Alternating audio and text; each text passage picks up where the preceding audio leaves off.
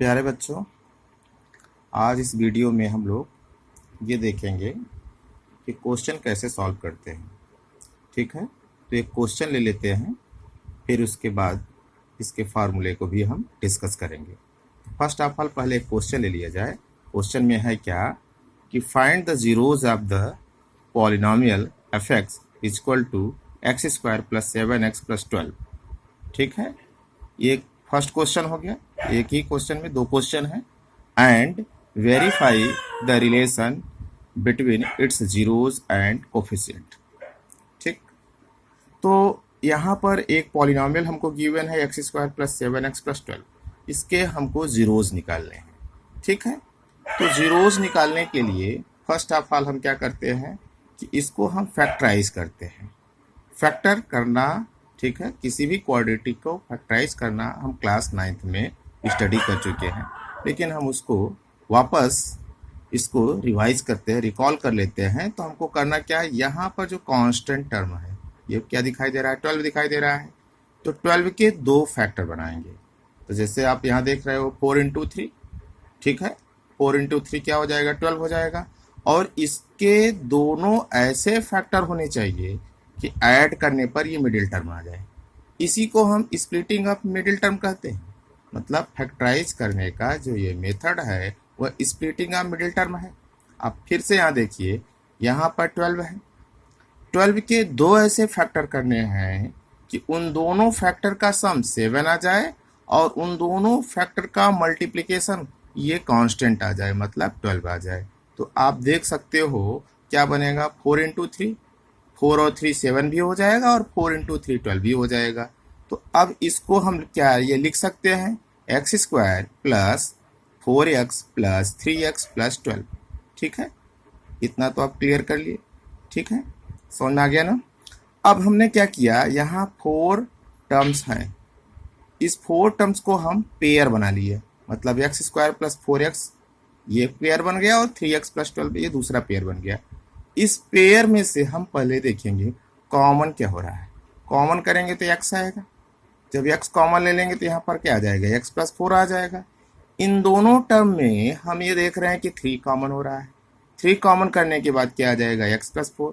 अब आप देख रहे हो x प्लस 4 यहाँ पर भी है और x प्लस 4 यहाँ पर भी है। इसका मतलब x प्लस 4 कॉमन हो जाएगा। ठीक है, ये बच जाएगा x प्लस 3।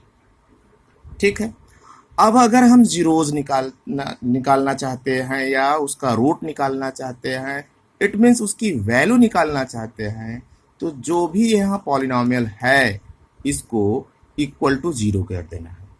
ठीक है, मतलब अगर हमारे पास यहाँ एफ एक्स है तो इसको हमको क्या करना है, एफ एक्स इक्वल टू 0 के इक्वल कर देना है। अब इसको इक्वल करने के बाद आप देख रहे हो x plus 4 into x plus 3 equal to 0 हो जाएगा। अब सेपरेटली इसको 0 के इक्वल कर देना है। तो अगर हम सेपरेटली मतलब x प्लस 4 को भी 0 के इक्वल कर देना है और x प्लस 3 को भी 0 के इक्वल कर देना है। तो अब यहाँ से हम देखेंगे कि x प्लस 4 से हम क्या पा रहे हैं, x इक्वल टू -4, और यहाँ से हम क्या पा रहे हैं, x इक्वल टू -3। तो x की जो दो वैल्यूज आई है, एक -4 आ गया है और एक क्या आ गया है, -3। यही क्या है, जीरोज हैं। क्लियर है, हमने क्या कहा, जो -4 और -3 यही इसके क्या है, जीरोज हैं। दूसरे वर्ड में हम इसी को क्या कहते हैं, रूट्स कहते हैं, या इसी को हम क्या कहते हैं, x की वैल्यूज कहते हैं। तो जो x की वैल्यूज होती है वही x के जीरोज होते हैं या उसके रूट्स होते हैं।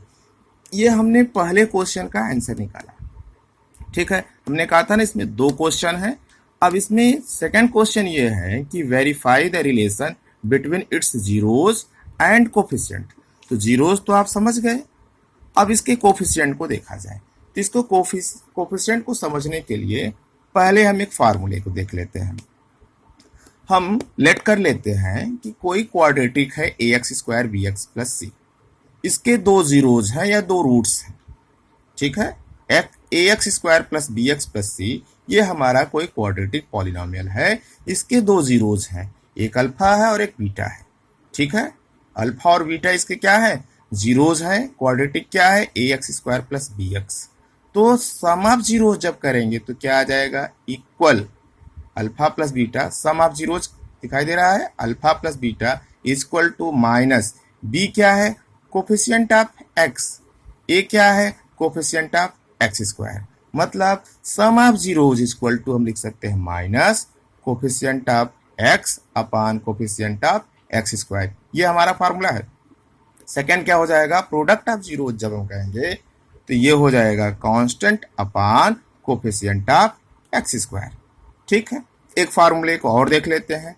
अगर हमको किसी क्वाड्रेटिक के दो जीरोज मालूम है, एक अल्फा है और एक बीटा है, तो ये अगर जीरोज हमको गिवन है या मालूम है, या यूं कहें कि हमको सम ऑफ जीरोज मालूम है, प्रोडक्ट ऑफ जीरोज मालूम है, तो उसका क्वाड्रेटिक फाइंड करने के लिए या क्वाड्रेटिक एक्सप्रेशन बनाने के लिए जो फार्मूला होता है वो ये होता है x square minus alpha plus beta x plus alpha into beta equal to 0। ठीक है, हमने क्या कहा कि किसी भी क्वाड्रेटिक का अगर हमको जीरोज मालूम है या उसके सम ऑफ जीरोज और प्रोडक्ट ऑफ जीरोज मालूम है, तो उसके क्वाड्रेटिक का एक्सप्रेशन या उसके क्वाड्रेटिक का इक्वेशन हम निकाल सकते हैं और उसके लिए ये फार्मूला होता है। ठीक है, अब हम अपने क्वेश्चन पर फिर से डिस्कस करते हैं। क्वेश्चन हमने क्या कहा था कि आधा पार्ट हो गया है, इसका दूसरा पार्ट क्या है, verify the relation between its zeros and coefficient.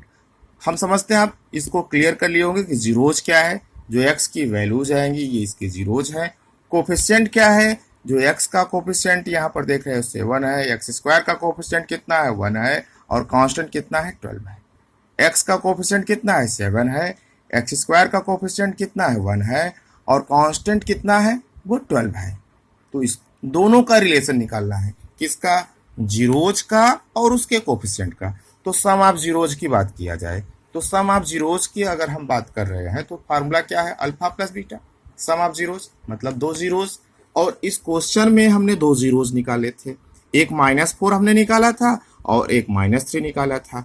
तो अगर हम सम ऑफ जीरोज करेंगे तो क्या होगा, -4 -3 -7 होगा। आप यहाँ देख सकते हो सम ऑफ जीरोज हमने निकाला तो क्या किया, -4 प्लस -3 दोनों को ऐड करेंगे तो क्या आ जाएगा, -7 आ जाएगा। अब इसके कोफिशिएंट्स देखा जाए तो कोफिशिएंट्स देखा जाए तो क्या है, बी अपान ए है ना, तो coefficient of x upon coefficient of x square minus है ना, coefficient of x upon coefficient of x square. तो कोफिशिएंट ऑफ एक्स की अगर हम बात करें, कोफिशिएंट ऑफ एक्स की अगर हम बात करें तो हमको एक क्वेश्चन में देखा जाए कोफिशिएंट ऑफ एक्स कितना है, 7 है ना, कोफिशिएंट ऑफ एक्स कितना है 7 है, और कोफिशिएंट ऑफ एक्स स्क्वायर कितना है 1 है। तो यहाँ पर हम यही लिखेंगे ना, -7 अपान 1, तो कितना आ जाएगा -7। आप यहाँ देख रहे हो यहाँ पर भी -7 आ गया और यहाँ पर भी -7 है, इस तरह से ये वेरीफाई हो गया। ठीक है, अब हम प्रोडक्ट ऑफ जीरोज की बात करें तो प्रोडक्ट ऑफ जीरोज क्या होता है, अल्फा इंटू बीटा। तो अब भी हमने क्या पाया, हमने पाया एक जीरोज -4 है और दूसरा जीरोज क्या है -3 है। इन दोनों का अगर हम मल्टीप्लाई कर दें मतलब -4 इंटू -3 कितना आ जाएगा, 12 आ जाएगा। अब इसके फार्मूले पर देखा जाए तो सी अपान ए है, तो सी अपान ए का मतलब क्या है कि अगर हमारा कोई quadratic a x square plus b x plus c है तो सी क्या है, कांस्टेंट है, ए क्या है, एक्स स्क्वायर का कोफिशिएंट है। तो अगर हम यहाँ पर देखें तो क्या हो जाएगा, constant term upon coefficient of x square.